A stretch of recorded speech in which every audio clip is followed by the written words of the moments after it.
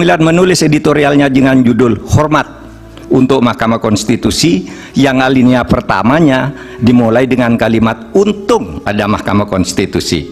Majelis Hakim yang mulia, salah satu kunci pernah banjirnya apresiasi terhadap MK adalah keberanian MK dalam membuat landmark decisions, keputusan monumental dengan berani menembus masuk ke relung keadilan substantif sebagai sukma hukum, bukan sekedar keadilan formal prosedural semata.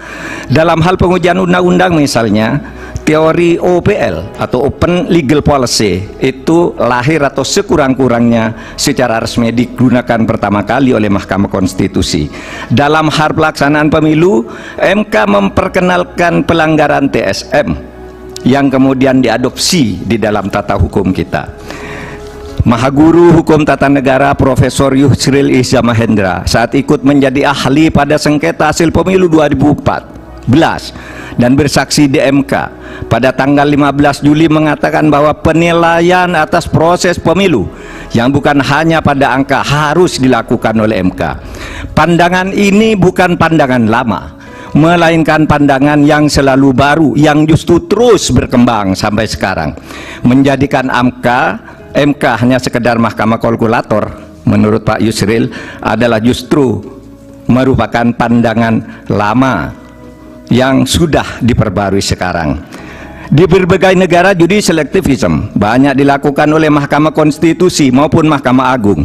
Beberapa negara membatalkan hasil pemilu yang dilaksanakan secara curang dan melanggar prosedur, seperti Australia, Ukraina, Bolivia, Kenya, Malawi, dan Thailand, serta beberapa negara yang bacakan. Kemudian yang sedikit ada yang ingin kami singgung juga adalah mengenai satu statement yang juga disampaikan oleh Pak Mahfud dalam berbagai kesempatan. Kami juga menyatakan bahwa perlu kami ingatkan kembali bahwasanya Undang-Undang Nomor 7 Tahun 2017 tentang Pemilu dengan segala perubahannya telah mengatur dengan sangat jelas dan rinci berkenaan dengan eksistensi dan kewenangan badan-badan lembaga untuk menyelesaikan perselisihan yang berkaitan dengan pemilu. Lembaga-lembaga itu ada yang merupakan kekuasaan kehakiman yang dijalankan oleh Gakumdu, Pengadilan Tata Usaha Negara, Bawaslu, dan ujungnya adalah Mahkamah Konstitusi untuk menyelesaikan perselisihan pemilu. Dengan adanya pengaturan tentang pembagian kewenangan dan menangani sengketa proses pemilu melalui Bawaslu, PT UN, dan Mahkamah Agung dalam sengketa administratif dan sengketa hasil oleh Mahkamah Konstitusi sejak tahun 2017, maka tidaklah relevan Profesor Mahfud mengutip pendapat dalam tanda kutip Mahaguru HTN Profesor Yusril Iza Mahendra yang pernah mengatakan bahwa Mahkamah Konstitusi seyogianya tidak menjadi sekedar mahkamah kalkulator, tetapi mahkamah seharusnya berperan memeriksa pelaksanaan pemilu secara substantif sejak dari proses pelaksanaannya. Pendapat itu ada benarnya karena diucapkan pada tahun 2014, 3 tahun sebelum berlakunya Undang-Undang Nomor 7 Tahun 2017 tentang Pemilu yang membagi kewenangan kasus-kasus yang terjadi dalam penyelenggaraan pemilu sebagaimana diuraikan tadi. Sebab itu pendapat tersebut dapat dikategorikan seperti dikenal dalam ilmu fikih, yaitu qaul qadim, satu pendapat yang dimansuhkan, dibatalkan atau ditinggalkan, dengan qaul jadid atau pendapat baru karena norma-norma hukum yang mendasarinya juga telah berubah. Jadi tidak relevan mengutip pendapat 2014 untuk keadaan sekarang karena norma hukum positif sudah berubah. Tapi kalau mau dianggap yang ideal, suatu ketika Mahkamah Konstitusi boleh mengadili sampai kepada substansi penyelenggaraan pemilu, maka tentu tidak pada saat sekarang kita membahasnya, tapi mungkin dalam amandemen terhadap Undang-Undang 45 dan amandemen terhadap Undang-Undang Pemilu itu sendiri. Ini klarifikasi, mudah-mudahan dapat kita pahami bersama. Ya, teman-teman, sengketa Pilpres tahun 2024 ini terus berlanjut di Mahkamah Konstitusi. Ya, selaku kubu 01 dan 03 menggugat hasil pemilu, dan juga tim Prabowo Gibran membentuk satu tim untuk membela tentang keputusan KPU yang telah diumumkan. di mana Prabowo Gibran yang menjadi pemenang Pilpres tahun 2024 ini berdasarkan keputusan KPU pada 20 Maret kemarin. Nah, kita lihat bagaimana dengan perdebatan dari Mahfud MD dan juga Yusril ini di dalam gugatan Pilpres tahun 2024 ini. Nah, respon Yusril usai disebut maha guru oleh Mahfud di sidang MK. Ya, calon wakil presiden Mahfud MD menyebut Yusril Iza Mahendra sebagai maha guru hukum tata negara dalam sidang sengketa Pilpres 2024 di Mahkamah Konstitusi. Ya, pada Rabu kemarin 27 Maret 2024. Ini menjadi sorotan karena Mahfud dan Yusril berada di dua kubu yang saling berselisih. Nah, kemudian Yusril merupakan ketua tim hukum Prabowo Gibran di Mahkamah Konstitusi. Nah, teman-teman, kita tahu bahwa Mahfud MD ya selaku cawapres dari kubu Ganjar Pranowo, yaitu cawapres Ganjar Pranowo, sedangkan Yusril ini adalah tim pembela Prabowo Gibran. Dan di dalam Mahkamah Konstitusi, konflik atau sengketa Pilpres ini, ya maka ya, Mahfud MD dan juga Yusril ini berbeda dan saling berlawanan. Kejadian bermula saat Mahfud membacakan pernyataan prinsipal. Dia mengutip ucapan Yusril tentang MK yang tak seharusnya hanya menyidangkan selisih hasil suara pemilu. Maha Guru Hukum Tata Negara Profesor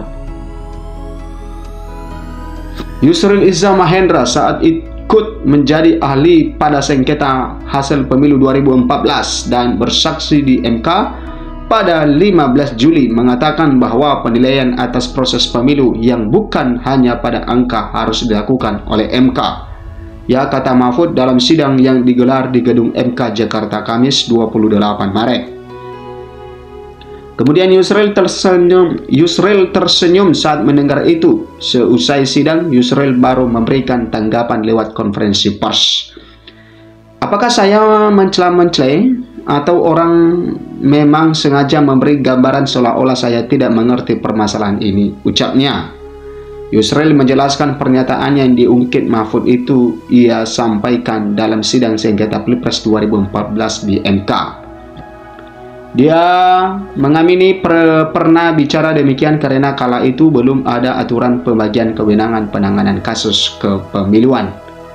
Nah, lalu pada 2017 disahkan Undang-Undang Nomor 7 tentang Pemilihan Umum. Undang-undang itu mengatur pembagian ranah hukum kepemiluan yang tersebar di sejumlah lembaga negara. Kalau ada kejadian pidana itu ada Kumdu, ada atau tidak. Kalau ada, ditindaklanjuti aparat penegak hukum. Kalau terjadi pelanggaran administratif pemilu itu kewenangan Bawaslu, kata Yusril menjelaskan. Ujungnya yang menjadi sisa itu semuanya adalah keperselisihan hasil pemilu. Hasil pemilu menjadi kewenangan Mahkamah Konstitusi, tuturnya. Nah, kemudian sebelumnya Mahfud bersama Ganjar Pranowo mengajukan gugatan perselisihan hasil pemilihan umum PHPU Pilpres 2024. Mereka menggugat keputusan Komisi Pemilihan Umum KPU yang memenangkan Prabowo Gibran. Ya, Ganjar Mahfud mendalilkan Prabowo Gibran melakukan sejumlah kecurangan. Mereka juga menyebut ada campur tangan Presiden Jokowi dalam kemenangan mereka, Prabowo Gibran maksudnya. Yaitu mereka pun menuduh KPU ikut dalam kecurangan memenangkan Prabowo Gibran. Ya, Ganjar dan Mahfud menuntut pembatalan hasil Pilpres 2024. Mereka juga meminta Pilpres 2024 diulang kembali tanpa keikutsertaan Prabowo Gibran. Ya, teman-teman, itu ya yang mereka minta di Mahkamah Konstitusi supaya ya keputusan dari KPU dibatalkan dan dilakukan pemilihan ulang di mana Prabowo Gibran tidak lagi diikutsertakan di dalam pemilu. Nah, teman-teman, itulah tanggapan dari Yusril tentang dirinya Mahfud MD menyebut dirinya sebagai Maha Guru pada saat itu, ya. Karena pada saat itu Yusril Mahendra juga ikut di dalam sengketa Pilpres 2014 lalu, dan Yusril menjelaskan ya kenapa dia bisa berkata seperti yang dikatakan oleh Mahfud MD. Nah, apakah nantinya gugatan-gugatan dari kubu 01 dan juga 03 ini akan dikabulkan oleh Mahkamah Konstitusi? Terus kita memantau ini, teman-teman. Ya, kita berharap Mahkamah Konstitusi ya supaya bisa mengadili perkara ini dengan baik.